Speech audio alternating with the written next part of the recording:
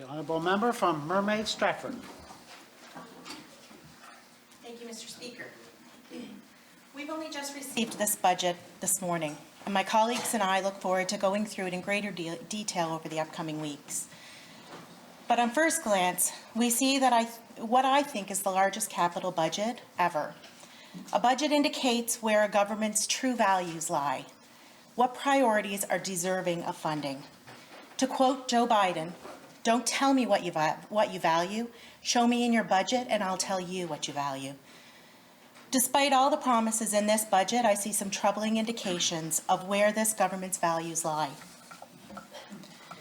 There may be a few green ideas sprinkled through it, and we appreciate those, but don't be fooled. This is definitely not a green budget. A green budget would not try to use paving to stimulate the economy. This government knows full well that the jobs that are created by this spending increase are overwhelmingly filled by men. Economic stimulus by paving only reinforces the inequities that women in our society face. Investments in childcare would have been a much better way to stimulate the economy and will be a key element in the COVID recovery.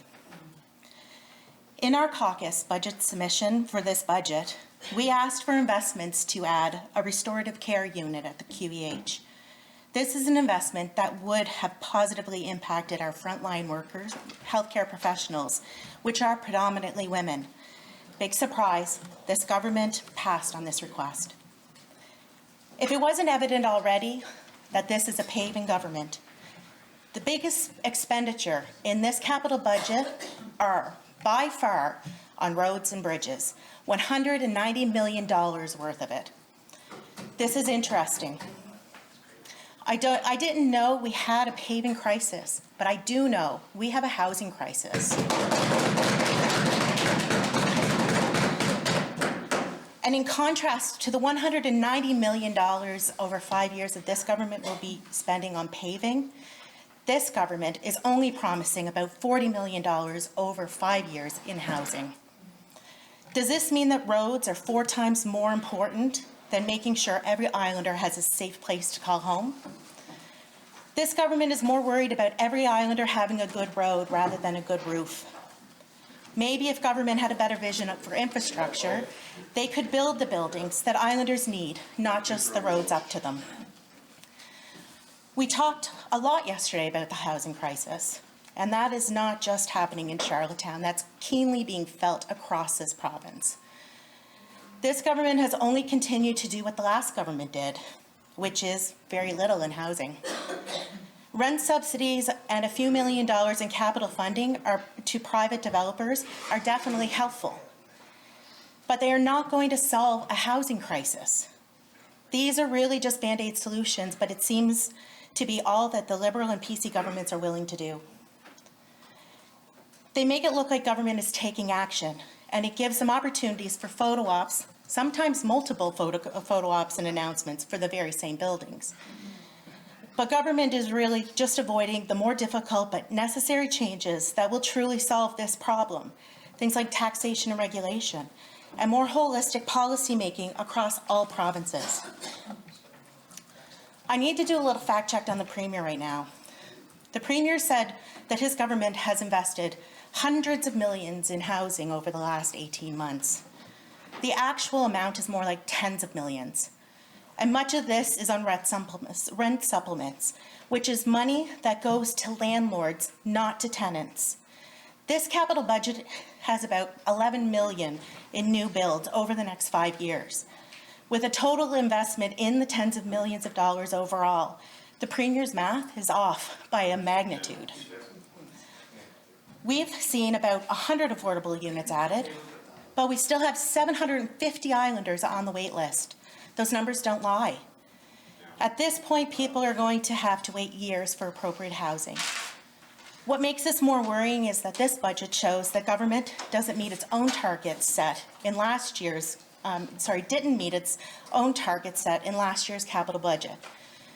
They promised about $16 million in housing construction, but they spent approximately half of that. So if this government is pledging around $40 million, will they only spend half of that? That's not good enough. As we talked about in QP yesterday, every department should have an interest in housing because we have to keep telling government housing affects everything. It affects businesses and the economy, and the ability to recruit and retain employees and newcomers. It affects greenhouse gas emissions and the environment. Most of all, it affects people. It affects their ability to participate in the economy, the ability for our children to learn in school, the ability for people to stay safe and healthy, really all aspects of well-being of Islanders. This government is supposed to be about people, but their actions are not living up to their words. Speaking about not living up to their words, we've been hearing promises about the new school in Stratford and Sherwood for years now, again from both this government and the previous one. I'm glad to see the money in the budget for these two schools, but what I'm worried about is that they won't be completed for 5 to 6 years. These schools have, yet again, been delayed by another year. So that pushes it out past this government's mandate. Our kids are going to have to put up with inappropriate, overcrowded schools for years more. This government seems to have some difficult with follow through. It is ironic that this is the day of the child.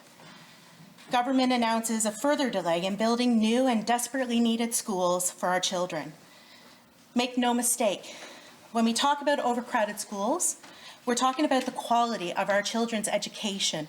We're talking about class sizes and the quality of teaching our hardworking teachers can deliver to our students. What's even more troubling is these delays promised for our new schools is that, once again, government has delayed the construction of the mental health campus. We've talked a lot in this sitting about mental health and addiction services, and every member in this House, I know, has heard heartbreaking stories from constituents and Islanders generally about mental health. The big capital item relating to mental health is obviously the new mental health hospital, or new mental health campus. I'd like to be happy about seeing the budget line for this, but this is a promise that's been made in every capital budget in the next year since 2017. Fool me once, shame on you. Fool me twice, fool me once, shame on you. Fool me twice, shame on me. There's still no shovels in the ground. And I repeat, we've been 1 year away from starting the mental health campus since 2017. How much longer will Islanders have to wait to get the mental health care they desperately need? I don't trust that this government will deliver on this critical piece of infrastructure for Islanders. Frankly, I'll believe it when the shovels are in the ground. Government has recently made a commitment to get PEI's emissions to net zero by 2040 and net zero energy by 2030. We are pleased to see that this government seems to be moving towards adopting net zero standards for all new government projects, including the new Stratford and Sherwood schools. I will note that this commitment has come as a direct result of the advocacy of our caucus, in particular the member from Charlottetown-Brighton's persistent work. When it comes to new electric school buses, this is a climate investment which is good and needed. We thank government for listening to our caucus on this, which we've been pushing for years. However, there's still a capacity issue on our school buses. Too many children per bus, 70 kids plus on some school buses. 70, that's a lot of kids on a single school bus. We don't know if anything is changing here and that will actually help our kids. With regard to greening the rest of the government vehicles, the funding for the light fleet hasn't budged. Will these vehicles also be transitioned to electric or non-emitting vehicles? Government needs to show leadership here. I will say that I'm glad to see continued investment in electric vehicle charging stations. When it comes to active transportation, I'll remind you, you're spending $190 million on roads. That's a huge increase, approximately $40 million more, but only spending $5 million on active transportation, and that runs over 4 years.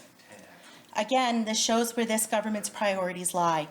If we want more islanders to use active transportation, government is going to have to shift this balance. This budget includes some funding to finish up putting in biomass boilers in government buildings. While there may be some value in these in the long run, they are not really a carbon neutral option. Burning more wood will increase emissions in the short term, which will actually make these boilers counterproductive to reaching this government's new target of net zero by 2030. We are very happy to see investment in the Confederation Trail development. We have repeatedly said that PEI can and should be a cycling destination, and this is a step in the right direction. Investment in parks is also welcome. The Auditor General has spoken to the fact that many government tourism assets are reaching their end of useful life, so it is nice to see the commitment to funding there. In closing, I want to repeat what I told this government when they tabled the operating budget last year, because the message still applies. It is not enough to throw money at issues. Government really needs to understand what the issues are and determine appropriate methods to address the underlying concerns.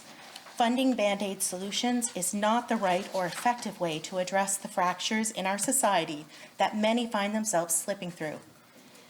We have yet to see this government demonstrate an ability to be aware of the deeper issues and address them in a meaningful and appropriate way. Mr. Speaker, I believe there is much work to be done, and I look forward to scrutinizing the details of this capital budget in the upcoming weeks. Thank you.